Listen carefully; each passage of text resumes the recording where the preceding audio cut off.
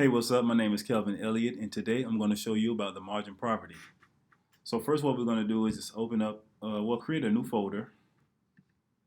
We're going to rename it margin. I'm going to open up my text editor. I'm going to create a new file, and we're going to save this file. We're going to call it index.html, and we're going to put it in that margin folder. Then we're going to create another file. We're going to save it, and we're going to call it styles.css.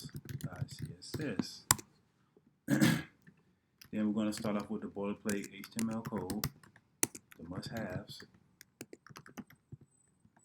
We're going to call it margin property, and then we're going to link the CSS to the HTML file, and then the body, create a div. And we'll say this is some text, and then create another element. So basically what the margin is just the distance between two elements, and it's good for the layout of the spacing of an element. So we're gonna access that div. Well, first let me pull it up in the browser. Margin. So basically you have that div, and then you have that other element that I created. So we're going to say, I don't know, give it a border, 1 pixel solid red, so it'll stand out, and we'll give it a margin of 25 pixels, and let's see what happens.